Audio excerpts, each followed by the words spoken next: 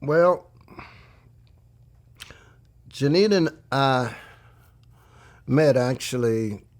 Well, I would have thought at that point that it was by chance, but actually it wasn't. I was on my way to work, my brother and I, um, and we decided to go to work the long way so we could drive down through a black neighborhood. And at that time, we had been on Rendricks, and then we made our way to DeSeard, headed back towards uh, the river. And I saw this young lady, her and her friend, Joanne, and they were dressed in, nice little beautiful summer clothes. And it completely overtook me. And so I said to my brother, I said, no, I had no idea this would be the case, that's going to be my wife. Okay. And after that, I set out with a somewhat of a deliberate plan to facilitate that level of thinking. So I dressed up and I was selling Stuart McGuire shoes at the time while I was in school. And I found out where she lived. I knew her brother, Darty, and who went to school at Richwood where we did. And so I made my way over there and I knocked on the door and her mother came to the door and I told her that I was a Stuart McGuire salesman. I had on French cuff shirts way back then and those kinds of things. And she said, "Are you selling shoes?" I said, "Yes, I'm selling shoes." And I think she kind of read through me at that very moment, to be honest with you. And so I went back maybe once or twice more, and finally got a chance to say a word or two to Janita, and then we started to sit on the front porch and talk. Her mother was always there watching close for eye. And we started from that. And we got to know one another, and then we couldn't really be separated. When I would go to work, she would go to work with me.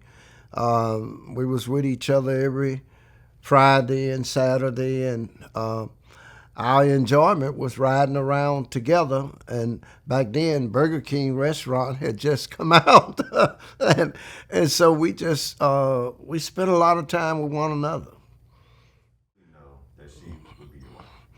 Well, there was this idea I had about a wife, right? They had to be like my mother, meek. They had to be real kind.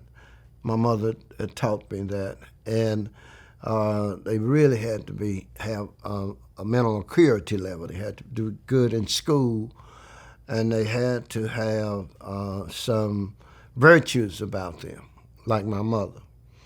And in meeting Janita, I found out all of that and the innocence that was there. And then I saw a mother who was real strict about those same things. And I saw brothers that were real strict about those same things. They were very protective, especially her oldest brother, George, of Janita. And I liked that. It didn't bother me. I wasn't offended by it or afraid of it. I liked that because that's the way I was about my sister. Okay? So I found those things in her, the virtues that I considered to be very important to the future mother of my children. But what was probably overshadowing everything is that Janita was extremely attractive. And that song said, "Beauty's only skin deep." That had a lot to do with it. But when I got beneath the skin of the beauty, I found those virtues that I was actually looking for in a wife and a mother to be of my children. Well, this was, an evening of our riding around. So we found these places that uh, we were comfortable with. And I kind of always kept her out of because I felt responsible to her mother and her brothers and so on, her father, Prince. And so well, I wouldn't get in risky environments. If we went to a nightclub, we didn't stay that long. When people started drinking a whole lot, we were always gone. Most of the time, we spent just with one another. Or we would go to my house and sit down in the living room, and leave there and come back to her house and sit down in the living room, or sit out in the car together, way into the night. And but on this particular night, it was a beautiful night. And we went to the Civic Center. It had just recently been constructed in our day. And they have this beautiful pond with colored lights and water going very high into the air, and some of it's blue, some of it's yellow and green and so on. And we started to talk about our future. And I told her the dreams that I had, that I wanted to go to school at Southern University, and I wanted her to go to school at Southern University. I wanted to get an education, be able to provide well for the family. We didn't have a family then, but we were already talking about it, and we were not even married. And that I saw us being educated and going on in life as a married couple, accomplishing those things that you do. But I also said another thing that I found out about Janita that was a major part of my marrying her is Janita was in Sunday school every Sunday. Janita went to church every Sunday, and she was taught and had the same values that I had. That's important. I think we overlook that today. You need to have common values when you're going to set out on a lifelong commitment to one another. And so that was crucial in this process. I never have had to say to her after getting down the road and having children, you know, what was wrong. She would teach them what was right. And so we started early with dreams. We worked on our dreams. I would work 16-hour days in the summer to save money to go to school. And I got in Southern first and made it to the first semester. And then the second year, you know, we had the same people give Janita basically a full grant to go to school, and we set out on that journey together in Married Students Apartments. Leah, of course, was the determining factor in a lot of this, the conception of Leah. Well, it was the wedding day was, to say the least, challenging. It was challenging because I felt like I was making a lifelong commitment. It's one thing to talk about your aspirations and so on, and then you get to that point, and you're standing there before God and man, and a priest, a preacher, is reading out to you these words that doesn't have any end to them. You know, life and death do you part, sickness and health, and all of these. But we struggled. We didn't have any kind of major wedding. Wedding was at my brother's house, Sherman and Francis, and they had a small house at the time. And we all gathered, the family, and Janita's, all of her brothers, basically. I don't think Jerry made it. But her mother, and we got together at my brother's house and had a wedding. We didn't have any money for the honeymoon. So we went and stayed at one of my first cousin's house. And they waited on us as if we were, they were the waiters and everything. They cooked and they prepared the bedroom and all of those things. And we had a wonderful time that I still value because all of it was centered around family. And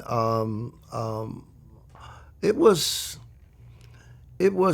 was afraid, naturally. So maybe I must have been 19 years of age. Janita may have been 17 or 18. Imagine that now. At that age, making those kinds of steps and commitment to one another was substantial. And yet the weight of it was unspeakable. What do I mean by that? We didn't have anything. We didn't even have a place to stay other than our parents. We had not acquired automobiles other than the one that my father had provided for me to drive, but it wasn't mine. We didn't have anything, only the clothes basically that we had. So the weight of it, where you're gonna stay, when you're gonna get, how's this job gonna work out? We're going to school. Well, I couldn't work full time and be in school also. So then we had to rely on our grants at Southern and eat meals in the dormitories, in the dining hall, that is. And all of that, I think, shaped us in ways that has been tremendously beneficial, somewhat being in an educational environment while you seek to try to figure out how to be a married couple. So it was constantly being infiltrated with education, whether it was political science or sociology in her part, psychology, or all of this. It lended to our ability to make informed decisions. Leah was dictating everything then. Leah actually, and this is an amazing thing, I said this to her yesterday, Leah was in college at age 1 or 2, probably all the way up to age 4, long before she ever entered an elementary school. She attended college every day because when I was in class, I would take Leah to class with me. Janita, that's the only way we couldn't afford daycare. We didn't have money to pay. And that's what I love about Southern University. Southern was there to make every effort. They saw education as first, and they really valued that kind of commitment to family. And it all paid off. It all paid off. Well, if I were going to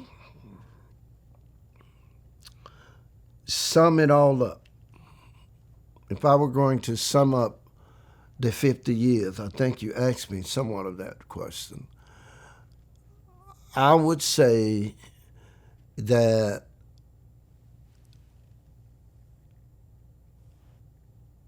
your faith in God is invaluable in fragile families, because that's what we were. We were a fragile family. Anything that would break just slightly could have torn the marriage completely apart. Or the union, that is. But if you have faith in something bigger than you are, bigger than my being unhappy, bigger than she being unhappy, bigger than the children crying, right? You have to have something bigger than all of that to look to. And I had been brought up, and so had she, with an understanding that when things get to be too difficult for you, you must reach out and call out to the Lord Jesus. Without even knowing it, all right, because we didn't have the wisdom we have now. Without even knowing it, we depended on that.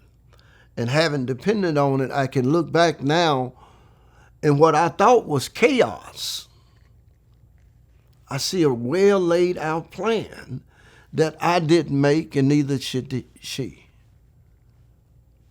So if I would say anything to young couples that are setting out today, beyond your infatuation and what you think is a sufficient love for one another, you need to have faith in God. If you got that and you both are unified in that faith, then that can always be the mediator in the arguments and disagreements. That has to be there so that a resolution, as opposed to a dissolving or destruction, would take place. That's what we're challenged at. And I would say that if I would give young couples that advice, and always keep your family out front. of all of your decisions. And if you do that, everything will be all right. Okay?